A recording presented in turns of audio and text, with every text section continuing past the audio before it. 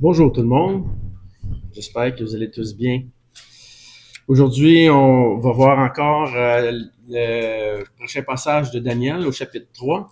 On va juste faire un petit résumé rapide de ce qu'on a vu au chapitre 2 avec la statue qui avait été donnée en vision à Daniel. Je vais vous demander de tourner dans Daniel 2, versets 34-35.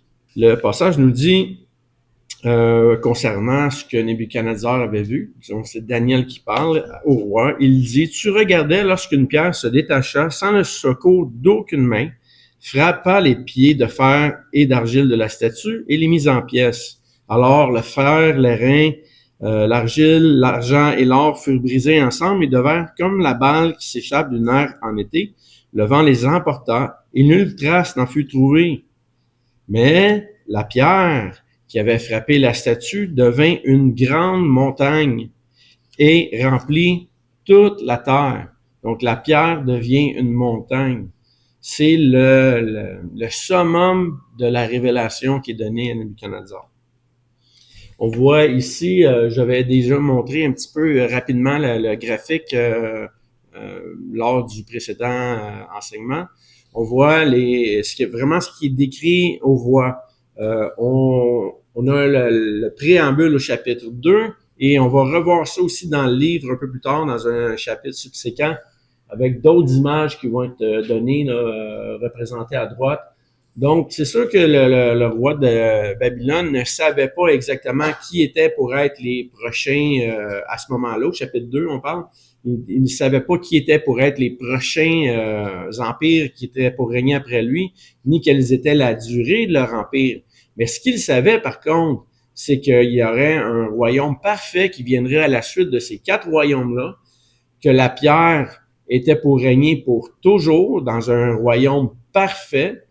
Donc, le roi devait déjà envier ce royaume-là et tirer des principes pour être capable de bien régner dans son empire, chose qu'il n'aura pas fait. On va voir au chapitre 4 déjà que le roi va errer dans les champs pendant une période de 7 ans. Mais aujourd'hui, on va se concentrer sur le chapitre 3 pour voir qu'est-ce qu'il en devient. Alors, on reviendra sur les empires subséquents, mais on peut déjà voir dans le chapitre 2 que c'est Christ qui est annoncé. Le rocher qu'on avait vu déjà la dernière fois, et duquel aussi il nous parle Psaume 121, quand on parle que le rocher devient une grande montagne. Psaume 121 au verset 1 nous dit « Je lève les yeux vers les montagnes, d'où me viendra le secours.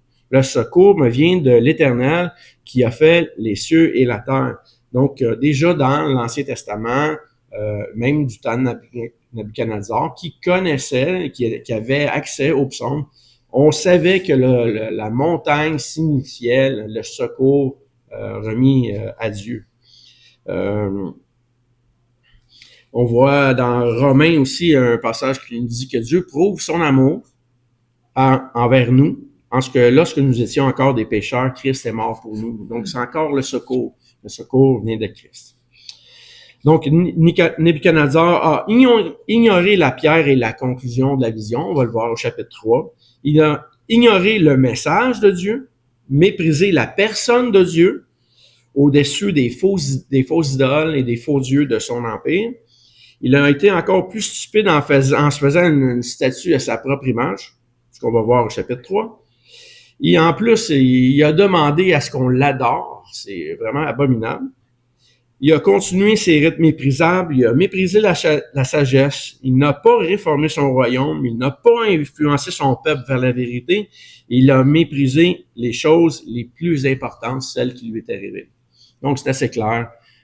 C'est comme un constat d'échec absolu jusqu'ici. Et on va le voir au chapitre 3. On peut dire que dans le Nouveau Testament, quand ça nous parle d'Hérode, qui a fait venir les pharisiens pour l'informer des prophéties bibliques. Donc, à la naissance de Jésus, Hérode a été aussi stupide que Nebuchadnezzar. Il a fait venir les pharisiens pour leur donner leur interprétation des Écritures, une interprétation qui était fausse, il n'est pas allé voir et adorer le roi des Juifs. Il a complètement passé à côté de lui. Nebuchadnezzar a fait la même chose. Il a écouté ces sages du royaume qui, eux, n'allaient même pas dans le même sens que Daniel. Et il a même méprisé encore la prophétie qui lui était donnée au chapitre 2 concernant la pierre. Il ne cherchait pas l'équité et la vérité. Donc, la pierre aurait dû déjà lui donner un avant-goût de qu'est-ce qu'était la justice et la droiture. On va aller voir 2 Pierre 2. On va passer rapidement, simplement pour voir un petit peu un parallèle avec ce que pouvait vivre Nebuchadnezzar. Pierre nous dit, il y eut parmi le peuple de faux prophètes, il y en aura de même parmi vous de faux docteurs qui introduiront des sectes pernicieuses, qui, reniant le maître qui les a rachetés, attireront sur eux une ruine soudaine et plusieurs les suivront dans leur dissolution. Au verset 17, ça nous dit, ces gens-là sont des fontaines sans eau, des nuées que chasse un tourbillon. L'obscurité des ténèbres réservée avec des discours enflés de vanité, ça continue, ça continue. C'est un petit peu l'attitude qu'a véhiculé Nebuchadnezzar pendant son règne. Donc, au chapitre 3, Nebuchadnezzar fait ériger une immense statue d'or. Et il leur donne à tous d'adorer un objet inanimé qui le représentait. Évidemment, ça ne prend pas une journée, hein, bâtir la statue. Ça nécessite des centaines d'orfèvres, beaucoup d'employés, un amas de ressources. Puis, c'est proclamé dans l'Empire. Donc, c'est probablement une grande fête qui a eu lieu là, à l'inauguration. Et c'est une adoration qui est forcée. On parlait tantôt un petit peu de ce que nos gouvernements aujourd'hui veulent faire valoir. Là. On va voir dans le texte que le roi va mettre en avant-plan la mise à mort de 3 serviteurs fidèles, des gens qui ont la foi, et justement parce qu'ils ne se sont pas pliés à son désir de gloire. Est-ce que la statue était littéralement en or? J'en doute, parce que par les mesures qu'il nous est données, là, 60 coudées de haut, qui est environ l'équivalent de 106 pieds de hauteur, et ça nous disait 6 coudées de largeur, donc environ 10 pieds de large, 10 pieds de profond. Ça nous donne à peu près un aperçu de la moitié de la dimension de la Statue de la Liberté. C'est énorme, c'est énorme. Et le point culminant des fêtes qui avaient probablement lieu aussi à cette époque-là, c'était certainement quand le soleil, le matin, frappait sur la tête et faisait en sorte que l'éclat devait être immensément lumineux. Donc, je pense que probablement que la statue était faite en partie en bois et recouverte par-dessus en or. Mais de toute façon, c'est pas tellement la statue sur laquelle on devrait porter une emphase, mais sur l'intention du roi là, de chercher la gloire. On va voir dans le prochain épisode, au chapitre 4, là, je vais vous démontrer un petit peu quel était le symbole de Nebuchadnezzar. Ça ressemblait énormément à ce que Nimrod avait déjà soutenu, là, déjà quand il voulait ériger la tour de Babel, exactement. Donc, j'ai oublié la diapositive à la maison aujourd'hui, mais je vais vous la montrer la prochaine fois. C'était assez prétentieux de vouloir régner sur la terre, sur l'ensemble de la terre, jusqu'aux cieux. Donc, avec sa statue, le roi rappelait à toutes les nations ennemies, à partir de l'Éthiopie, à l'Égypte, jusqu'au nord, au Moyen-Orient, sur l'Inde, qu'il était le roi qui dominait sur toute nation. C'était sûrement aussi un rappel aux 1000 Juifs qui avaient été déportés initialement, ou environ 1000 Juifs, là, l'élite israélite qui était déportée à Babylone pour leur dire « c'est moi, votre roi aussi, qui doit dominer sur vous ». Mais ça ne sera pas le cas, comme je vous ai mentionné, de 3 Juifs en particulier. Le récit ne nous parle pas de Daniel, il nous parle seulement des 3. Peut-être que Daniel était exempt du service à cette époque-là. Peut-être qu'il était malade, pas capable de se rendre. On ne le sait pas vraiment. On va laisser ça en suspens. Mais on va mettre l'emphase sur les 3 en tant que tel. Si on calcule 60 coudées fois 6 coudées de large, ça nous donne 360, le chiffre de 360. Avec 360, aujourd'hui, on est capable de dire 360 degrés. C'est un petit peu peut-être le parallèle que voulait faire Nebuchadnezzar en donnant ces mesures précises-là. Régner sur tout ce qu'il y avait à la terre, tout ce qui était à la terre. C'est exactement aussi le nombre de jours qu'il y avait dans l'année babylonienne. Donc, régner probablement à chaque jour. On voit aussi dans le texte que Nebuchadnezzar s'est servi de la musique. On nous parle d'une trompette. C'est probablement pas une trompette à 3 pistons là, comme on voit aujourd'hui dans les orchestres, mais probablement une trompette ancienne. On peut voir même dans le culte que voulait établir Nebuchadnezzar que même la musique était pas centrée sur la vérité. C'était pour adorer un homme et pour rendre quelque chose d'ignoble. On a la même chose aujourd'hui dans la musique avec plusieurs groupes ou plusieurs chanteurs qui font des prétentions vraiment abominables contre Dieu et contre même tous les mœurs, disons, raisonnables.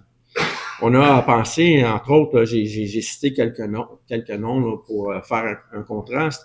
Si on pense à Madonna, Beyoncé, Taylor Swift, c'est des gens très, très connus aujourd'hui qui sont absolument prétentieux, très, très orgueilleux et qui ne se gênent pas pour abaisser Jésus-Christ.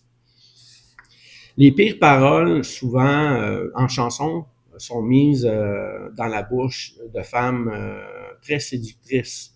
Des femmes qui ont une belle apparence, mais dont les paroles sont immensément orgueilleuses. On peut penser même à certaines femmes dans la Bible qui sont décrites comme Jézabel, entre autres.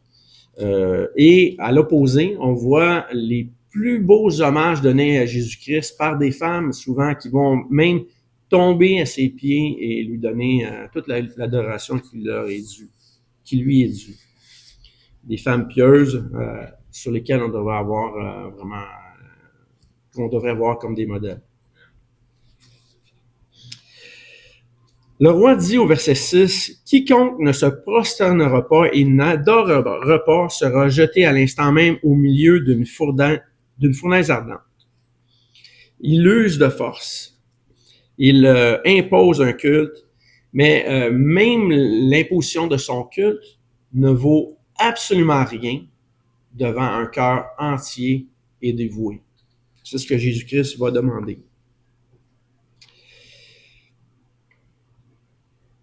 Si on demandait à des gens aujourd'hui, même si on avait demandé à Nebuchadnezzar à cette époque-là, de parler seulement 2 minutes de Dieu, probablement qu'aucune vérité serait sortie de sa bouche. Aucune.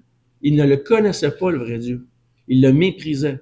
Et dans notre société, c'est le cas également. On peut demander à plusieurs de nos amis, parle-moi 2 minutes de Dieu. Il n'y a absolument rien qui sort de vrai de leur bouche. C'est quand même assez terrible. Puis ça m'amène même à faire un constat en me disant comment nos enfants parleront de Dieu si notre génération n'est pas capable d'en parler avec droiture. C'est assez triste. Qui étaient Shadrach, Meshach et Abednego? Évidemment, c'était des Juifs. Le nom qu'il leur est donné ici sont des noms babyloniens. C'est des gens qui avaient été déportés. C'est des gens qui avaient été mis aussi en haute estime dans le gouvernement de Babylone. Et quand Nebuchadnezzar, à ce moment-ci, consent à les faire tuer, il n'est pas, ou même à les épargner plus tard dans le récit, il n'est pas en train de rétablir la justice. C'est encore par orgueil qu'il les élève, simplement pour s'en servir pour sa propre gloire ou ses propres intentions. Les 3 personnes que je viens de mentionner avaient sûrement en tête, quand on leur a demandé de servir Nebuchadnezzar, de l'adorer, Deutéronome, chapitre 6, verset 4. Je vais vous demander de tourner, s'il vous plaît. Genèse, Exode, Nombre, Deutéronome, dans l'ordre des livres bibliques. C'est le credo que les Juifs avaient déjà et qu'ils maintenaient à travers les siècles. Deutéronome, chapitre 6, verset 4. Ça nous dit, « Écoute, Israël, l'Éternel, notre Dieu, est le seul éternel. Tu aimeras l'Éternel, ton Dieu, de tout ton cœur, de toute ton âme et de toute ta force. C'est bien ce qu'ont fait ces trois hommes-là en refusant l'ordre du roi. Ils ne plient pas devant les riches ni devant les forts. Il n'y a aucune accumulation de pouvoir humain ou angélique même qui ne pourrait être reconnue comme étant une puissance divine. Un acte de puissance divine, mais plutôt ce que les autres reconnaissent, c'est que il y a là un acte d'hérésie flagrant. Donc, ils s'en tiennent aux Écritures. Quand le roi est furieux là, et qu'il les déclare criminels parce qu'il veut les faire tuer, il démontre ses intentions et quand il décrit la fournaise ardente, que le texte nous dit qu'il va faire chauffer 7 fois plus qu'à l'habitude, c'est quand même incroyable de faire chauffer autant, là. Même jusqu'au fait que ses propres soldats meurent loin de la porte, là, juste en voulant mettre les serviteurs dedans, c'est quand même vraiment beaucoup. J'ai fait une étude sur les propriétés de la chaleur ou du feu, si vous voulez, là. Un feu régulier va brûler entre 300 et 500 degrés. Donc, 7 fois plus, ça amène à une flamme qui est vraiment différente d'une flamme courante. La flamme a une telle intensité, disons au-dessus de 2000 degrés, c'est une flamme bleue. Donc, le feu, que si on s'en tient à une notion littérale de 7 fois plus, la flamme n'est peut-être pas orangée ou jaunâtre, elle va être complètement bleue, un peu comme quand on voit du gaz naturel, mettons, brûlé, là, vraiment une flamme très, très intense. Et ça équivalait, dans la colère du roi, là, à faire en sorte de détruire son propre foyer. Le foyer ne devait plus être utilisable par la suite, là. Aujourd'hui, on a des foyers, disons, en fer, mais à l'époque, ça ne devait pas être de la même façon, là. On se souvient que Nebuchadnezzar avait fait une révolution dans la construction de son temps en faisant des briques qui étaient chauffées au four pour les rendre vraiment très, très dures. Donc, probablement que dans le fond de son four, il devait avoir ces briques-là. Et même le feu, même en fait, ces briques n'ont pas résisté à son propre feu. C'est quand même terrible. Mais les trois serviteurs dans la fournaise, eux, ont survécu à cause du quatrième qui s'est présenté. On va le voir tantôt dans le texte. Un quatrième être qui, selon Nebuchadnezzar, ressemblait à un fils des dieux. Il va même l'appeler à un moment donné dans le texte un ange. L'ange, peut-être pas un ange céleste, mais un messager, du moins, au minimum. Donc, c'est quand même assez intéressant.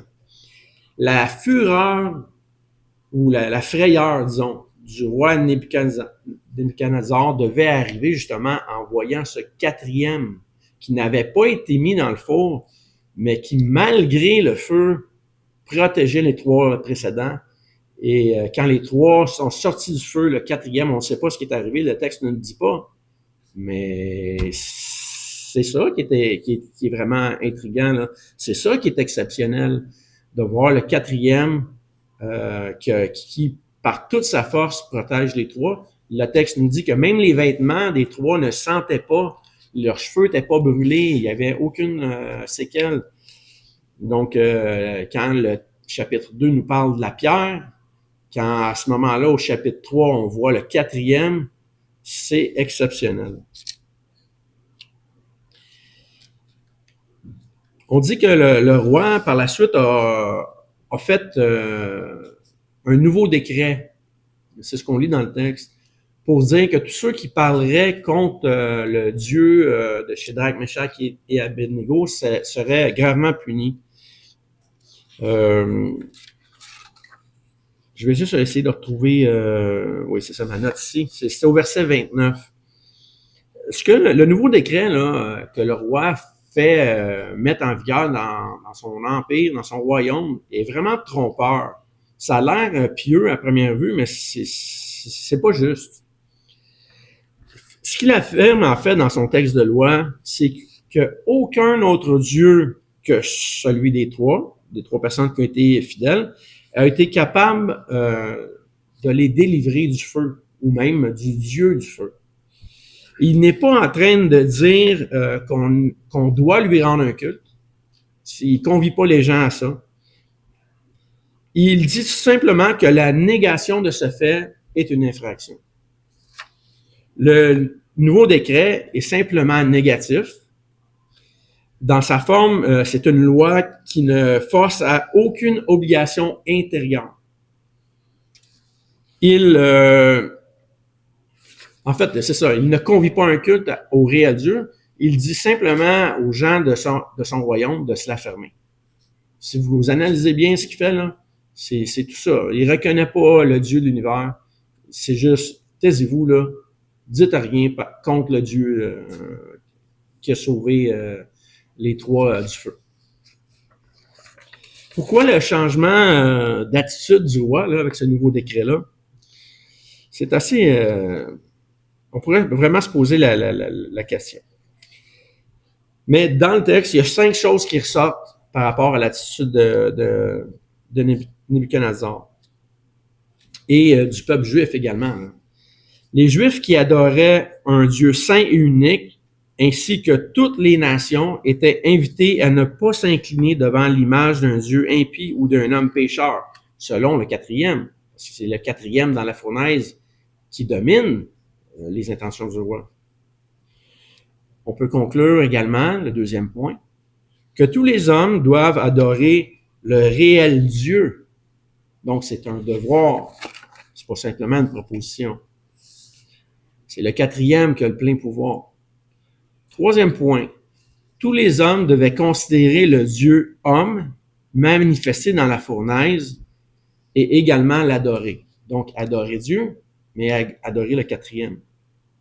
La pierre, celle qui devient une grande montagne. 4e point, Dieu demande le culte personnel et commun de nos cœurs. Il n'y a aucune possibilité d'allégeance divisée qui est proposée.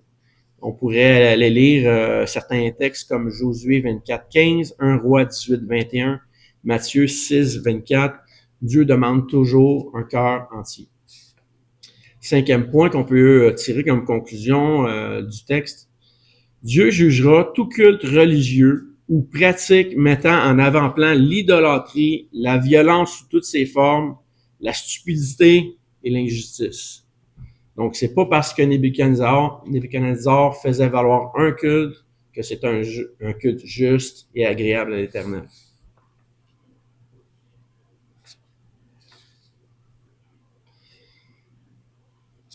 Jamais aucune persécution, comme celle qu'ont vécu les 3, ne fera valoir qu'on peut convaincre l'intelligence des gens ou sécuriser l'allégeance des affections en demandant quelque chose d'injuste. Au pire, une persécution peut simplement susciter l'obéissance externe, donc par la force, là, comme on a vu peut-être avec Hitler dans le siècle dernier, ou peut amener une dévotion hypocrite, mais jamais une persécution va amener une dévotion sincère. Donc, en bout de ligne, là, avec sa statue, puis avec la 4e qui se présente dans la fournaise, ça démontre que le plan de Nebuchadnezzar a échoué aux yeux de toutes les nations. Que le Fils est le héros du chapitre, même s'il est peu mentionné.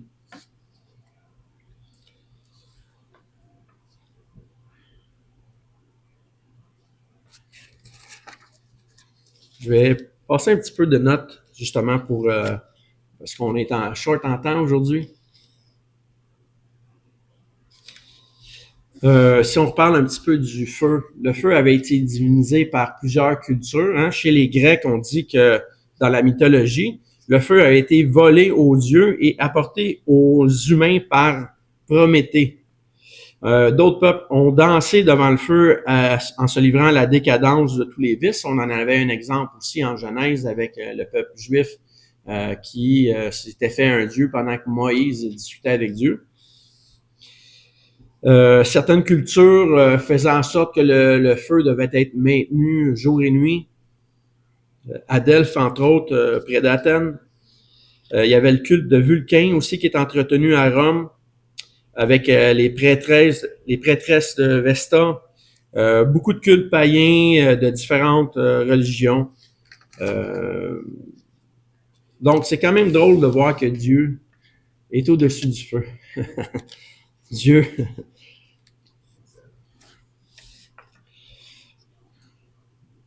Donc, même si Nebuchadnezzar nourrissait le four avec du bois, avec du carburant, hein, qui est un mélange de braise d'oxygène et de bois, Dieu était quand même au-dessus de tout ça.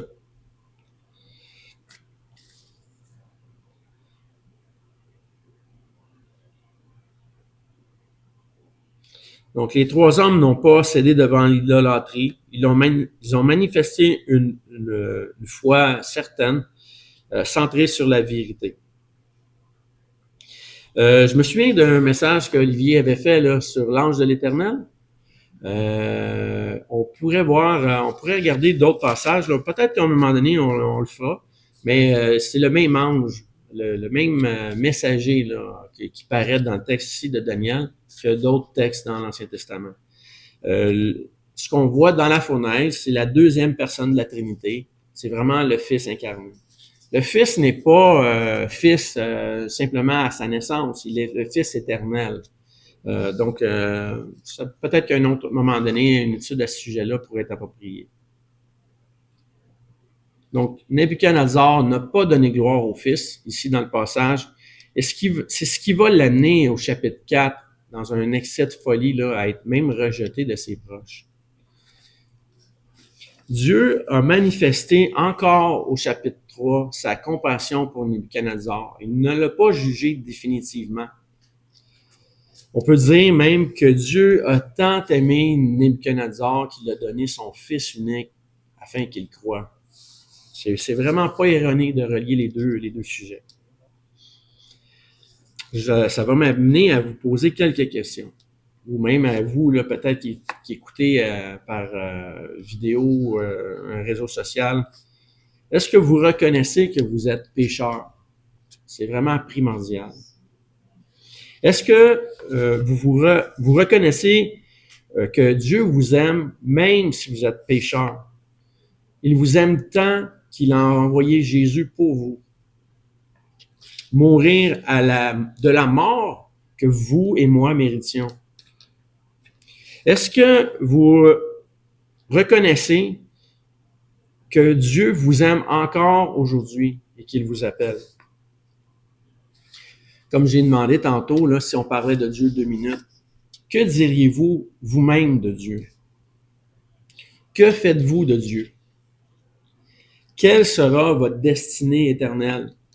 Est-ce que ça va être une fournaise aussi? Ou la félicité pour toujours? Serez-vous prosterné devant plein de fausses idéologies ou devant le roi des rois, Jésus-Christ? Donc, prochain chapitre, Daniel, chapitre 4. Je vais vous demander de lire le texte à la maison. On va voir dans un texte qui semble assez simple comment Dieu a aimé Nebuchadnezzar et comment il a transformé sa vie. D'accord?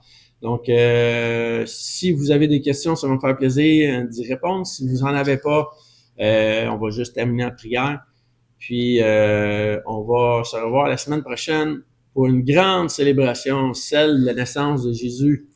Un rappel qui est peut-être pas centré sur un jour littéral de la naissance de Jésus, mais certainement sur un acte global que Dieu a fait en envoyant le Sauveur de tous les hommes.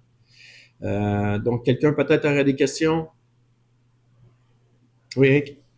Là, est-ce qu'on pourrait faire un parallèle entre la présence de Christ avec les Shadrach, Meshach, Abednego dans la fournaise, comme par la foi sont sauvés des flammes, ou aussi avec ce que pourrait représenter avoir un corps glorifié qui n'est pas sujet ou assujetti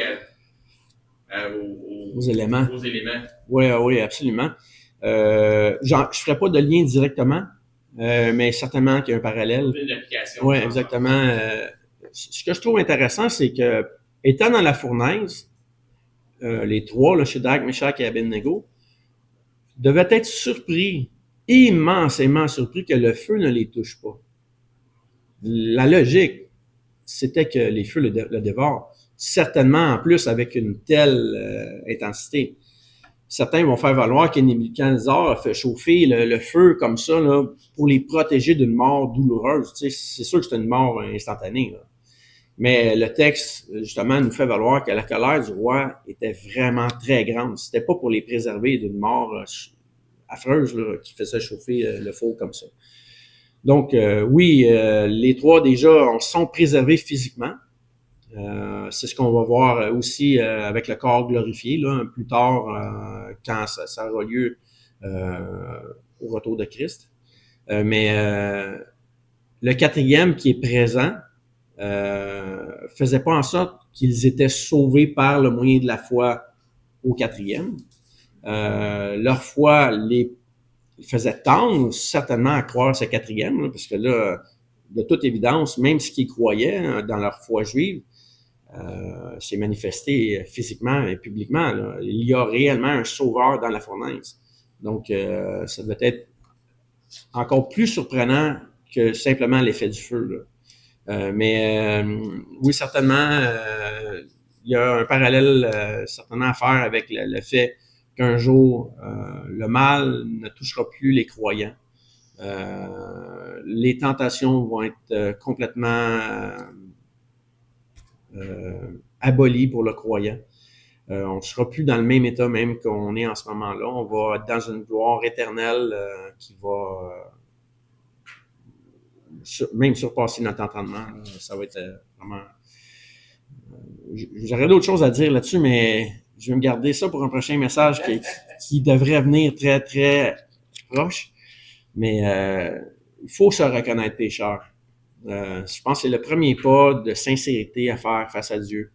De reconnaître qu'on est en situation d'échec, en situation où on fait de Dieu notre ennemi. Et reconnaître ce fait-là, qu'on est pécheur, c'est déjà ouvrir une porte à dire Dieu, j'ai besoin de toi. Donc, oui, un parallèle à faire certainement.